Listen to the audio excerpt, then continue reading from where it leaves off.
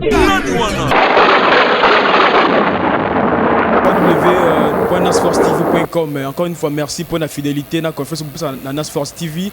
Car nous avons Boyebi, Nasforce TV et Elimino Bongo Nas Show et puis Nas Show. Invité Bino Bongo, invité moi, il y a ma casse, invité de marque. Et avant d'en présenter, invité Nanga, je redire un grand merci à toute mon équipe technique. Là, je vois lui-même les boss. Il y a moi, il y a Babyface, Nancy Kalamba, bon, on a coordination. Et sans oublier, bon, on a moins de bon assistant technique, Yemoko, Diamant, Danzenza, Sydney. Et Nabilili, na image, ils en ont Yemoko Junior, Cox, caméraman à Bogart, quoi. Et puis, na Monipe, Junior, na Monipe Gelor Kwata. Sans oublier, bon, on a montage, et puis, na régie, Yemoko Ibenge, né le coaché bananayo, car on est à la zala, quoi. Je veux dire, ngamo, fiston, chimanga, tonton, chéri, soda, ma casse, na Sport TV, na présentation. Quand tu Lobaki, il y a Bouyé, ils allaient en haute quoi. Dans le fiston Chimanga, quand Bobenga qui fiston Chimanga, Lukela Bisso, il y a Bisso invité à ma casse, il y a mon nene, moi na poto ya solo, Luka Lobisae, Tobi Gaza pour nayo Luka Lobisae, fiston Chimanga toujours une équipe na Nas Force TV, système gra Luka, et l'autre tu as Melibino Bongo, Yemoko, Patrick Bokondi, veut dire autrement dit Bokondi ba Patrick quoi. Donc Azar na plateau na déjà Nas Force TV, tu représenter Américain que c'est représenter Yemoko sans plus tarder. Bonjour Patrick Bokondi. Bonjour, Fiston Chimanga, Yanas Sport TV. Na sepeli trop, ndenge bo talanga awa na new image, na Ocean numéro 1. OK. Place bureau et vendé, ya Mboka Mboka. Merci Bandego Balandi, Yanas Force TV. Américain peut que se présenter, après si comme naé, na bandi que ça yebana naé. Mais quand ils a toujours bino bat bozu chance ya hôtel lelo netivé nanga Albert Mukenge na yemoko le Zan de dire le Zan le grand juif quand Bomoni invité à se présenter sans plus tarder Patrick Bokondi quand on est au Balbak to Lukayo. Comment est-ce que on se retrouve na masalon ya coiffure comment on a mbinga mobile boye coiffeur option na kinto bi musala ngo ba jeune belé ba zo on pena tina te mais Patrick Bokondi à côté na musala ngo ndenge nini. Na remercier nous coach Ibenge vient en moko talara petit noye le capitaine na bango sur terrain azo défendre na ba qualité tout mambo coiffure eza moko yangeza robotama za robotama na banda ngo banda Congo na kena ngo na ba Afrique ba Gabon ti na ke mikili na ke o développer ngo na ba formation na ba brevet na ba BP donc on moni lelo totali ke pourquoi pas tu es au salon na Congo on a quitté na Congo na sala na sala na photo ezapé na Congo. On peut expliquer Bandego Balandi à Nas Force TV quels sont les styles il y a coiffure sala ka isa sala coiffure mixte to sala ndenge ni on peut expliquer pour baibata la biso baeba musala na ni Patrick Bokondi sala ka ni image eza coiffure mix. OK. La salle à base na mibali. OK. Naza spécialisé surtout premièrement na OSNG ba européen. OK. Ba maghrébin, ba arabe. OK. Ba asiatique aussi. Et puis au tala bande on a biso ba africain. Donc ça salon de coiffure mon que umeli, ma casse na poto il y a 10 ans. Donc mon cousin à Lille, ils ont à Pierre les Grands numéro 287.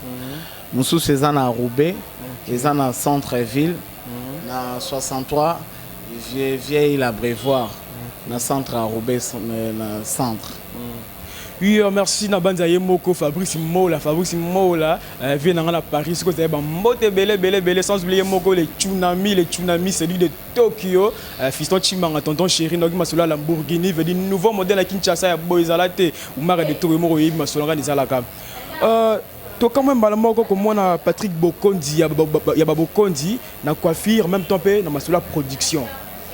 Mais quand on peut expliquer biso, na Masola ya coiffure, balamoko pour tout le monde a fait la série moko boy donc il le peut masolon ils en ont la production pour produire ba théâtre ba makambo belé au expliquer son ndenge nini.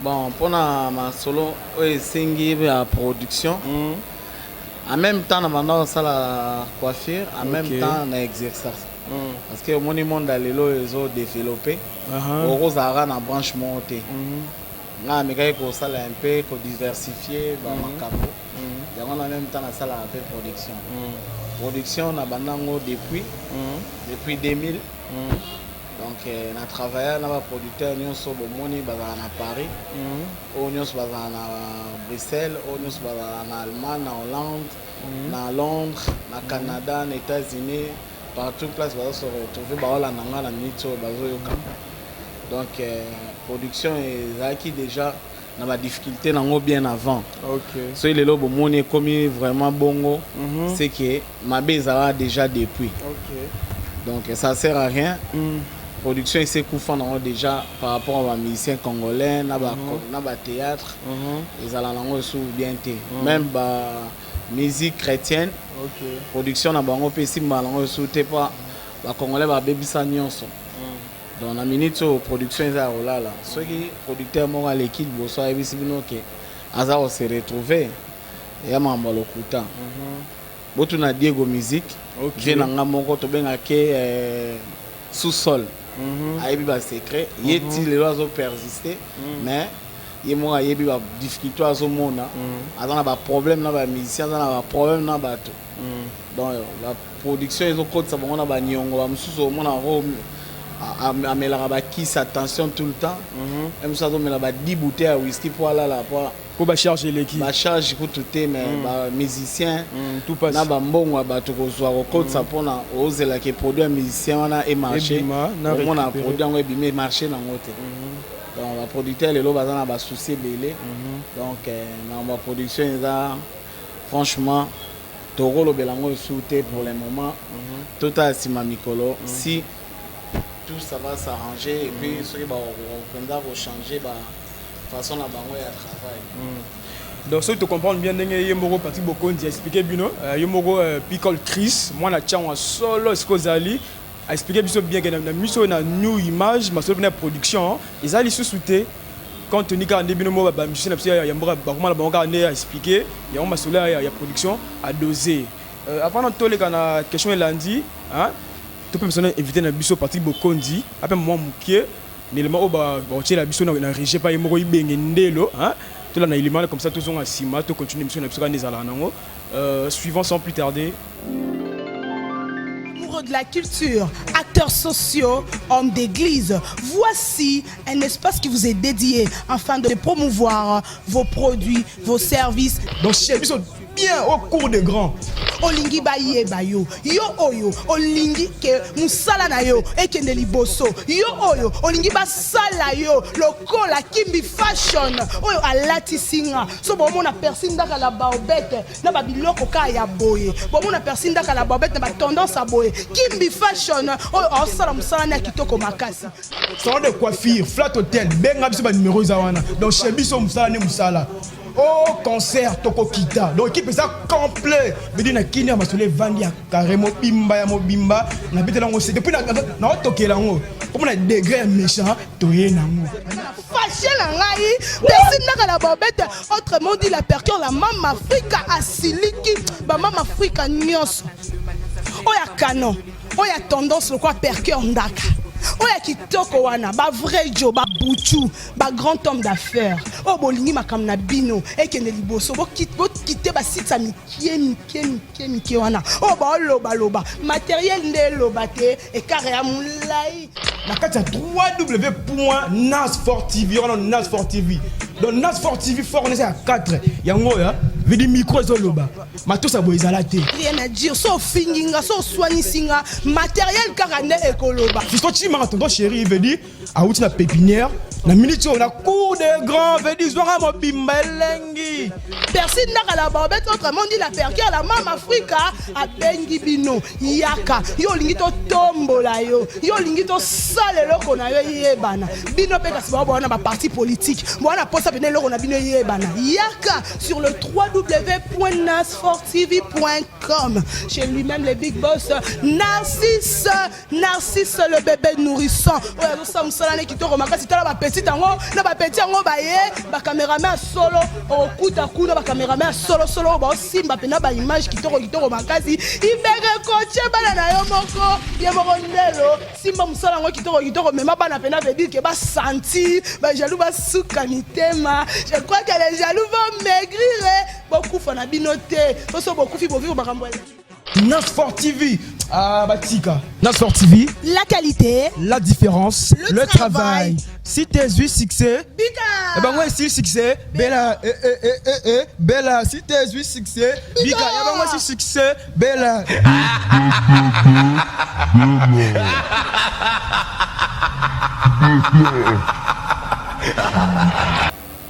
Picole Chris, c'est quoi ça? Lina bande au CP na master mon ami privé perso JR EP Daniel Mobile ya pembe veut dire le yinda kamabe na nas show yinda kamabe avec yemoko Patrick Boko Diego yinda to ba secret nama open bo mama to yeba masola bana poto et pas Patrick Boko Di quoi mais avant to le na point wana Patrick Boko Di to ki sa ko yo pena ki bonzambe ki bonzambe makasi yo wapi do so bovandi 30 minutes les garanties faut lisola ki bonzambe kota.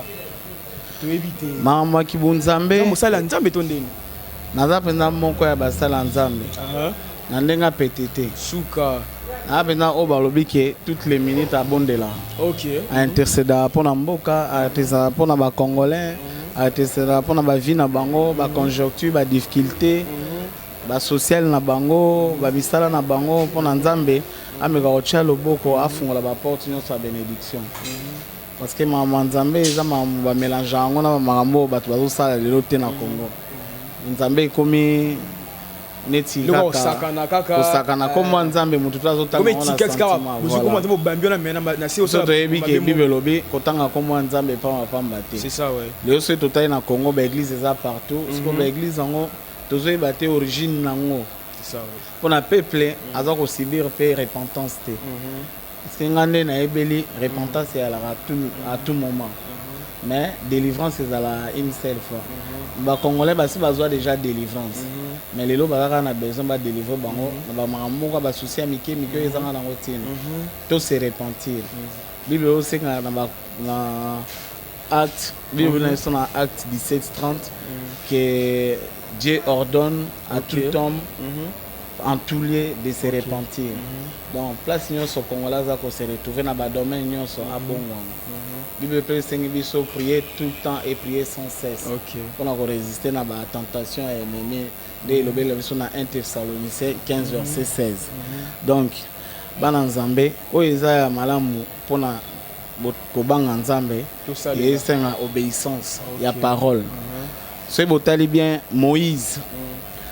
Tant abandé comme bana Israël a combien na moment mo boye babenga ngo Meriba, les rochers de Meriba.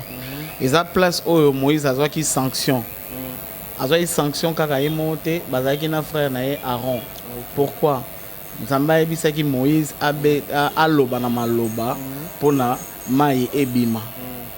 Peuple amela mais ya zo ki nzete na ye abetaki donc pona Moïse amonaki ki nzete nde mutezaki na pouvoir mais abosana ki ke nzamba sala mokili na liloba donc nzamba pesaki condition principe que loba liloba nde mai ebima ko beta nzete te en fait que ya betaki nzete comme nzete symbole nango ezalaki ya pouvoir ya puissance nzete bimisaki pe mai quand même mais ekenaki na ba règle nzambe te.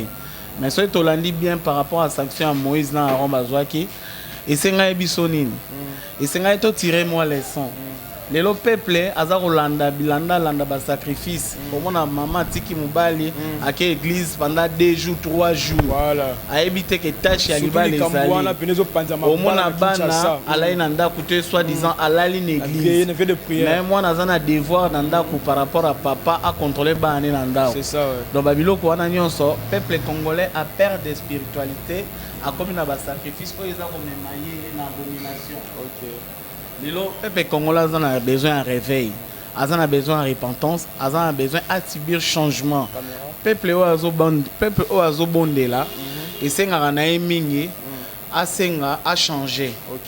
akoma modéré tozomona ngo te tozomona kaka mabe ezobakisama bible oloba vaut mieux malamu eleka mabe awa tozomona mabele moleka bolamu tomoleka bolamu mpona biso oyo tosengaka mawa na nzambe ezala na likolo ya bato tozocontinue toujours kobondela peuple ameka meme koluka nzambe oyo ya bomoi no banzambe ya bato nzambe oyo aza créateur ya l'univers. Merci Nabanda et mon concert na no rappeler nda parents responsables sentir qui bon nzambe na new image qui bon nzamba de gars veut dire qui bon nzambe Patrick Bokonzi to komi na point en haut to lobaki to yebite ceux qui comme peu expliquer bana Kinshasa bana mokili mobimba à travers Nas Force TV bino bana poto ne voir na poto n'habité Mastola et Lamba mais nous to vérifier nous tout moko nord de Paris le roi du shopping n'ani pas passer là devient na poto Lamba da cher mais to habité Mastola et Lamba affaire à nous en nini yo moko zape lien ya bana poto mais peut expliquer biso to yeba ce que ça la nini Fiston Chimanga oeza TV na minute ba congolais bazolanda émission partout dans le monde entier. OK. Donc mon question tuninga na leki na ngai na ba émission mo ebele awa bana na sala ba aller retour. OK. En tout cas mutu mo tena na tunanga question tuninga mama bilamba. Moni mama bilamba eza mama ke et qui va éduquer dans mon master et qui éduquer dans mon peuple congolais. Donc soit tu vends le na kin na Congo to tamboli partout dans la province. Effectivement tous en Kinshasa. Au moins la maison mon côté à Bilamba Oyo et à na poto eza à na Kinshasa. Donc tout tika ko embrouiller peuple congolais partout place bazana na Bilamba. Pour là te dépendre na moyen. Pour là te dépendre pays na milieu yo zanango. Donc les lots congolais a commis trop assoiffé à la tara neti ntwana la attaquer. Non, yo ebindenge ya zozela.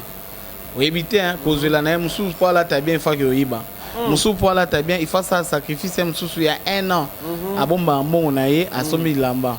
Donc pour nangai conseil na européen ça na congolais partout azali même surtout bana poto même surtout bana kinde bana poto ndete olobela bana poto botika ko distraire peuple congolais la mama bilamba tous en a besoin de travail tu as ko créer ba emploi awa to contribuer na oyo nyonso gouvernement azarocha appui biso pe to ya ko participer pour mboke développer na mama bilamba te mboka pe développer na mama makelele te bino mo boye biso ozwi lelo tono vide otindiki yango okane cha makele takadana mais so ozwi tono o tondisi mai so bouger yango ka elenda Congo po ekende liboso totika buzoba na ya pa makolobela mama bilamba to ninga peuple na biso a zala enseigner na ba formation na ba création mutu azo créer aza mutu azo mona makambo deux fois voilà. Donc tout le gâteau créé, muto azo créé, muto azana ba objectif moko précis. Voilà. Donc tout le gâteau sala makamo o et ko aider peuple na moi évolution par rapport à la santé sociale. Tout créer ba hôpital, ba école, tout créer ba emploi et ça là bien on leto embrouiller ba on na bilamba. Ngale on on peut que ça ba musicien nyonso congolais ba responsable ba cadre, c'est ba valeur na bangote biso ngai étant que pratique beaucoup nzina iba valeur na bango c'est ça ouais yango na moment oyo neti lora pelenga azolanda émission oyo monte kezo ça passe ngala yo lobela mama bilamba c'est ça vraiment si longtemps que ma famille en Congo bazo souffrir c'est ça misère eza partout les ba rentrée scolaire en oyo ba paré bana bazongi classe ba tonto baza na Paris baza na poto par-ci par là mais attends un fois otinda te ba on ka masula forme te memboka pe ki otambolaka te ke bato ba na Paris batinda Congo d'abord, tu consommer d'abord Congo, tu créer une activité awa. Peut-être awa tu vivre mieux par rapport à la poto, soit tu respecter les principes. Pour tu l'exemple les chinois les lo. Les européens bah comment comme ça chinois. Mais si soit tu ici il y a 20 ans, les européens bah comment critiquer les chinois. C'est ça, comme minimiser bango Chine comme liboso. Mais pourquoi pas Congo richesse des belé. To travailler na mboka to consommer congolais intellectuel congolais basé belé c'est ça ouais mboka etambola na bato mayele mboka etambola pe na esprit ya patriote donc na minute oyo talaka Juma talaka vena ngai Popol Botombia na Feli Mobando na kati ya Lille wana azolanda ba émission OSA Impact na PSP bana Vita Vimbote Jolie Nicole Mama Elisa na Erosta en tout cas ba remerciement mingi na onyo sur salaki na ba contribution na bino na artiste Bombongo talaka yo na bige Juma zo coacher Juma Ibenge azosa msana donc ba remerciement trop. Oui, merci Patrick Bokonzi. Comment est tambola donc on a ba bangue pas ba musicien, ba comédien. Mais nelo mo fiston chi banga ebi ndenge pe to tamboli. Ba to rap na ba musique na ba théâtre ba kingandi, ba na poto wana pe kaka. Donc ba tout wana kaka, ba to mo mafia, il y a bien té. Comment ça fait-il comment il y a Patrick Bokonzi et na katiwana mais entre temps trop d'équipe bonzambe la vie normale carré donc on a normal penza to éviter pourquoi on se retrouve na katiwana il y a baton oyo ke badanso ba qui donc ça na sala na ya CC na bien té so moyibi ayibane ba car ayibane ba forme mais quand peut expliquer biso Patrick Bokonzi les a dû à quoi que yo payer na katiwana ba star ba combo est-ce que mais quand peut expliquer Bananas Force TV na mokili motoyeba. La question autournée ngai réponse nango et ça la moi passe na bato moi mingi parce que misala o to salaka et mona na miso OK omoni muyibi so ga yibi basala ani balanda muyibi c'est ça faut la na penza ko olandi na bokangie bobeti après à quelle prison souka donc ba msusu mona boka kae et sali une année après à quelle prison voilà escroc a escroquer à yibi voilà. Et là, biso ba Patrick Bokonzi toza boye déjà dès le départ nazo ibisa peuple congolais partout bozo se retrouver nga za nzambe voilà na kibunzambe sala ke ekimisa mutu na mabe voilà donc oyazo luka nzambe repentance za la mikonyo so na bana sa mabe ifuna bongwana c'est ça ouais. Mais loko esa passe mingi bana poto mingi basambela te mingi pe bazana ba vie ya bien te. Pourquoi parce que balingi lokumu etambola na muyibi te lokumu pe etambola na escroquerie te ya omone belé omona se retrouver na prison biso mandana kenda poto na ibamba o te ba interpréter na police tout ça casier judiciaire na ngeza vierge souka surtout ya naza na interdiction te naza libre lelo na rozo avion na ki na sema nanga lo pe na zongi naza sans tâche comme eza affiché sur beti na Google informatique et ça là que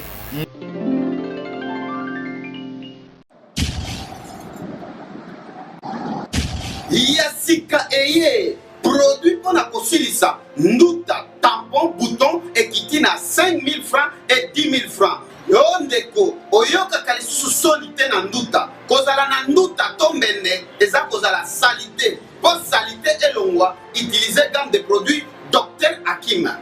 Obésité ezali maladie tana ndenge okoma pema libumu ekomi lokolo za na zebi produit naturel ezali po ozwa taille ya kitoko ekosilisa ope constipation yo kangama na ba mèche ba perruque produit naturel ezali po ekolisa yo suki ekoma lokola ya mundele olela ba poil olela mandefu olela favori c'est possible yo mutu mine toboka kari dentaire nyokola yo munoko solo nzoto solo tozali pe na anti tabac anti alcool anti diamba tozali na kitambo nzela ya ma campagne entre Arrêt Mabaya et Maison Mungu Angaba Croisement Kianza Université avenue Kisangani numéro 2 pembeni ya magasin ya chinois Masina Arrêt Bitabe en face ya deuxième porte ya marché ya Liberté Brazzaville na Texaco la Tieme na 99 rue Congo pembeni ya Arrêt ya Basansa okenda ka Mukondo la base Makelekele Arrêt ya Mola Libre en diagonale avec la chaumière ba produit na biso okokuta ya ngona Kishasa Matadi Boma Kasangulu Mbanzangungu Mwanda Kisangani Boma Lubumbashi Kolwezi Goma kozala na nduta eza kozala nini salide mututu même so ozana grand frère na yo azala na poto so olinga yeba musala salaka obetika na Google obeti kombo na ye na prénom mundela bomba te omona adresse na ye emploi na ye na numéro de téléphone na ye ça sert à rien to bando lugo ando tu no oh ya na bino sala nini na pesi bino déjà voilà beta comme on a devoir ne on a ba pesi bino ba parti bokondi on redécouvrir musani na salaka et puis adresse na ye ndeni nazali merci mingi pona motu na wana OK donc ngai soki ba mise ba embanga soki ba banda embanga banda kala ba comédien ba madilu ba embanga déjà na la trop jeune OK leo bato muso ba mo emba bango na ki mukolo pesa bango trouble moi so aza mbongo akoti na bar ba ye il faut panza akoti ba nyongo wana eza bien te mingi balanda pe ba biso na balokumu bakota ba prison babunga banzela mais nga nazanga mutu abatu nyonso nazanga na ba comédien tout le temps ba musicien na respecta bango respect za mutuel mais conseil monga na osenga na ba artiste na biso balinga vraiment ko se faire respecter voilà balongwa neti ba musicien ba grand musicien na biso o bino boye bino otanga ba kombote ba polémique ya buzo ba koleka na ba TV ko fingana ba bi les linge sale c'est là en famille ouais ce qui problème eza bango baza bato baza ko éduquer masse moni et ça la bien te baza na ba parents baza na bana boleka na famille boleka na TV bo bandolo ba propos mo boye ke biso le londe tout ça la production distribution au moins tam susu ba parents mo boye suite ya ba émission na ba mo na façon de comporter bien te au moins tam susu cassette na ba boye au moins tam susu musique na ba boye ba ina ma susu koyo kate parce que vous s'est comporté mal. Vous devez changer. Vous devez vivre vie. OK, il y a des artistes c'est respecté. La musique n'a pas sur le lot. Le bon la musique est koufi. Musique est koufi te binon des artistes. Vous BBC musique parce que vous avez s'afficher mal dans le comportement la bino. Yo tato za déjà plus de 50 ans à 60 ans. Comment on les dans la TV, on va nous répondre moi à 20 ans à propos moi ça inutile. Surtout ça. Mais non. Bible adage mon on répond les imbéciles par un grand silence. Vraiment. Nga lelo so mutaleka fininga. Tant que na mi ebinga. C'est ça, bi force na yo. Na on répondre yo te. Ouais. Na olukana benga yo to sola entre biso to boma moto. Pourquoi to ko sala moto? Pourquoi to lingi arrangement à la mienne te ka koleka na ba TV. TV za place moko neti lelo nga na oloba na TV bon. Na oki okosa peuple te, na oloba pe mabe ya mutu te. Mais nazo répondre na ba question o ezo ko permettre que mututu aye ba bosolo. Oya na ligne wana ya mabe ameka na ko changer à vivre vie normale. Parce que lelo eza bien te makambo ezo leka na poto. Na sala ke émission moko na no rappeler nga.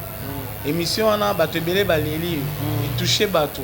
Mais ba ite ke na sala ki annonce il y a une mission pour sala na par rapport ya oh bana poto ba yo sala ba ndeko na biso ya basi na Congo surtout ça vraiment na robondela oh to bondela kolala te butu mobimba nzamba sala ki makasi na pesi annonce ya fille wana to sala émission wana nora ya Mariama aoleka bana poto bana Congo ba Kinois na ebike batutu baza mélanger na sala butu bana te mais ils en a ba groupe moko ba ko sala ba bêtise ngai frappa ngai c'est ça ya ngwana moni nzambe pour ça ki ke na e bana ko kota na bozindo ya ko kota na vision ya makambo wana prochainement bon mon ngona site mboka nora brancher les bino na TV. OK, merci na banda yemo revient na li passa ba mbongo na Jobu prêtre à danger yo penda sous ya l'art na yo yeba na ngo poto chité penza parti bokondi toki masolo ya site betemaki na bité o meka pe ko expliquer bana poto bana Nas Force TV li solo ya site ngo zandenge ni bon pour na premier site moi biso ma moto bandango kala batmusu peut-être dans musu ba sango lelo OK so salango déjà to passer un moment difficile et belé mambaro diriger ba site na si yoza cordon OK ils a facilité ils ont ba responsabilité belé ils ont ba menace belé vraiment et puis to la raté pour na loka ba recherche ko loka toujours ba nouveauté actualité na actualité yango moni lelo site yo Nas Force TV. Nas Force TV. Nas Force TV. OK, merci. Na remercier bino na ndenge boye kotala ngai na ndenge bopesi na pe moi moment OK pa na bino OK en tout cas boss na bino Narcisse Kalamba Narcisse Kalamba Zamba Pambola Baksolo et Belo Ezami enfin vous contribuez toujours à l'information, à l'actualité, pour aider le peuple congolais partout place pour se retrouver. Napesi venangai Jal Kikita, ingénieur le PDG.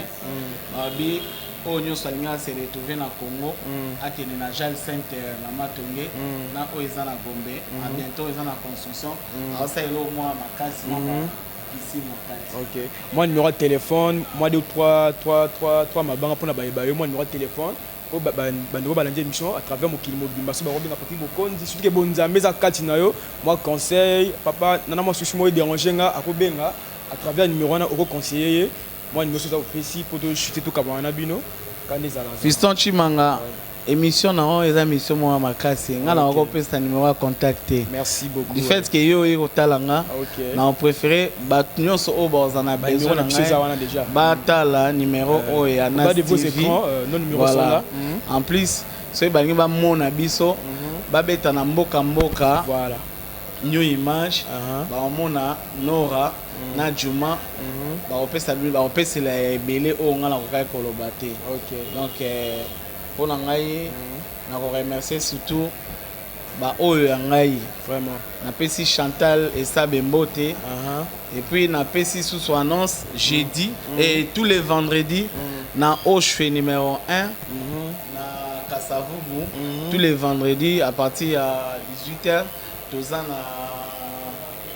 barbecue et puis tous les dimanches to bandozala na mbundeke bando betama donc bana Congo bana Kin bana Poto siège na biso eza awa na Oshwe numéro 1 na siège à New Image na Kasavubu na place à bien terrasse dancing eza na kati bientôt na mois de décembre pour se retrouver donc yango to sala annonce to lingi qui meza na mboka ba congolais bazala poser vraiment ba yamba nzambe ya busolo batika ba désordre et puis ba onion so baza ba konza ba site ba ba ko contrôler ba information so ndenge ezoleka. Merci mingi Fiston Chimanga en tout cas nzamba pambola yo abakisela yo ebele na yebike na moment o émission o et ça l'impact na ndé mo o sarana. Merci Patrick Bokonzi. Nazo signaler bien pour na mitu déjà site d'ailleurs fongwa mi quoi donc site Nas Force TV d'ailleurs fongwa mi obesika www.nasforcetv.com donc ya mobimba quoi. Toi, bon, na YouTube, na Biso Nas Force TV, toi, na compte Facebook Nas Force TV. Et quand moi, Fiston Chimanga, quand c'était là Nas Force TV, et il a eu bon Nas Show, puis il a eu bon Patrick Bokonzi. Quand on est bossé, quand on est Fiston Chimanga, Luke la Biso, lobby ça est, na Luki na lobby si Patrick Bokonzi, bana poto bana Kilbo Bimba, bo se retrouver mingi sous quand on est au Lobaka, bino bandeko balandi Nas Force TV, on a besoin ya louer matos. Tout ça l'appelle location matériel, caméra professionnelle. Dans la fête, bien comme il faut. Dans la maison, salon de coiffure, boutique, bien Fiston Chimanga, bien Nas Force TV, tout est sur le terrain. Équipe Mobimba Makazizali, tout ça comme il faut. Les grands prêtres, Peter Khan, l'a bien expérimenté, sans oublier Ted Tendai. Les grands pétroliers.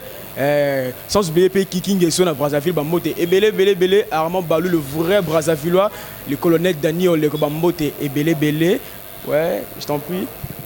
Bon, Bana Congo, en tout cas, merci à toi, merci Fiston Chimanga. Ouais, Patrick Bokonzi. Na remercier Bayangai, na pesi Maminda Yambote, Patricia Bokonzi, Merveille, Grady, Princesse. Na pesi bango mbote Kevin bambo théâtre na pesi pe Agnès Mbombo théâtre Karine na Oche Mbo théâtre grand frère nanga kula Moseka Mamingandu na pesi bango en tout cas bambo théâtre na ba garde na ngai ba policier na ngai Kayembe na Kabose na pesi pe ingénieur Yannick Mbote oh il est là comme gérant na New Image en tout cas nzamba pambola bango merci beaucoup. OK, merci. On a continué sous na moi ba bangai na moni bongo yemoko Carlos le médecin noir Ivan master na moko bambote et belé encore j'insiste. Les tsunamis, c'est dit de Tokyo, veut dire ça, la Bourguignon, la Kinshasa, nouveau modèle, il y a Boïzala, quoi. Un grand merci à toute mon équipe et Songenga bon pour et comme la banda Kunabino, La bête na yemoko les big boss Babyface, les bébés nourrissants, Narcisse Kalamba, Bambote Bele Bele Skozwa mi bon la coordination, sans oublier bongo assistant technique Diamant Danzenza Sydney, Bambote Ebele Bele na montage na régie yemoko Ibengendelo, coaché Banana yo na image na modi bongo Junior Cox, Bogara Dega, sans oublier yemoko Gelor Kwata, Bambote Bele na micro bagi bongo na ngamoko fiston Chimanga tonton chéri, quand le baki c'était la Nas Show. D'ici là restez branchés toujours dans Nas Force TV. Quant à moi je vous retrouve un nouveau numéro, Botika la bongo branché, ya Boizala te merci, bye à plus.